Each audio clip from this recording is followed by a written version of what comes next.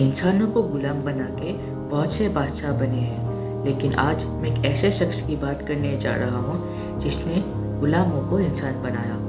आज मैं बात करने जा रहा हूँ डॉक्टर भीमराव अंबेडकर के बारे में, जिसने हमारे भारत को इतना कुछ दिया, लेकिन उनके जीवन में ऐसे ऐसे कठिनाइयाँ आई जो कोई आम इंसान उसे सहन नहीं कर सकता। लेकिन फिर भी डॉक्टर भीमराव अंबेडकर अपने जीवन में वो कर दिखाया जो कोई आम इंसान ना कर पाया।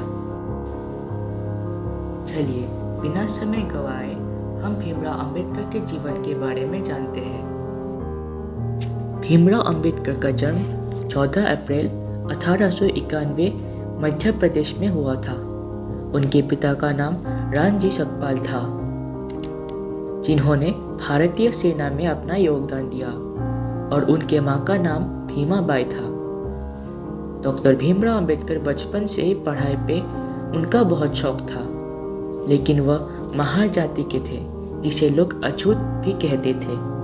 अछूत मतलब नीच जाति, और जो भी इस जाति के लोग थे उसे उच्च जाति के लोग द्वारा दुर्व्यवहार किया जाता था। यहाँ तक कि नीच जाति के बच्चों को भी स्कूल में आने जाने का इजाजत नहीं था। लेकिन भीमराव अंबेडकर के पिता सेना में होने के कारण भीमराव अंबेडकर को स्कूल में एडमिशन मिल गया था, लेकिन उसे स्कूल के चेयर पर नहीं, जमीन पर बैठना पड़ता था, और यहाँ तक कि उसे पानी का नल भी छूने का इजाजत नहीं था। 1894 में उनके पिता रामजी के रिटायर होने के बाद उसका परिवार सतारा, महाराष्ट्र के एक गांव में बस गया। लेकिन वहां आने के 2 साल ही बाद अंबेडकर की मां की मृत्यु हो गई।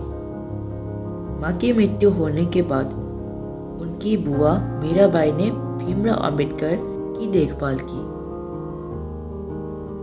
1897 में अंबेडकर ने एल्फिंस्टन हाई स्कूल में एडमिशन लिया, और 1907 में उन्होंने हाई स्कूल एग्जामिनेशन पास की। भीमराव के इस सफलता से उनके जात में मानो खुशी की लहर ही दौड़ गई, क्योंकि उस समय हाई स्कूल पास होना बहुत बड़ी बात थी, और वो भी एक नीच जाति के छात्र से। और वह पढ़ाई के क्षेत्र में और आगे बढ़ते गए।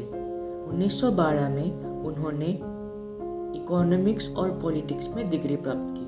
1913 में उनको स्कॉलरशिप मिली और पोस्ट ग्रेजुएशन के लिए अमेरिका चले गए। 1915 में उन्होंने एमए की डिग्री ली। 1916 में उन्हें उनके एक रिसर्च के लिए पीएचडी से सम्मानित किया गया। अपनी डॉक्टरेट की डिग्री लेकर वह लंदन चले गए, जहां उन्होंने लंदन स्कूल ऑफ इकोनॉमिक्स में कानून और अर्थशास्त्र में डॉक्टरेट की तैयारी के लिए अपना नाम लिखवा लिया। लेकिन अगले ही साल स्कॉलरशिप खत्म होने के चलते उसे इंडिया वापस आना पड़ा। भारत में उन्होंने अकाउंटेंट और क्लर्क जैसी कई सारी जॉब की। कठिन परिश्रम के बाद अपने बचाए हुए पैसों से वह इंग्लैंड वापस चले गए। इंग्लैंड में उन्होंने 1923 में उन्होंने अपना research the problem of the rupee को पूरा किया, और फिर उन्हें लंदन यूनिवर्सिटी द्वारा डॉक्टर ऑफ साइंस की उपाधि दी गई। उसके बाद से ही उन्होंने अपना पूरा जीवन समाज के सेवा में लगा दिया। 1926 में वह बम्बई विधानसभा के सदस्य बन गए। 1935 में भीमराव अंबेडकर को सरकारी लॉ कॉलेज का प्रिंसिपल बना दिया गया। 1936 में भीमराव अंबेडकर ने स्वतंत्र लेबर पार्टी की स्थापना की, जो 1934 में केंद्रीय विधानसभा में लड़ी और 15 सीटें जीती।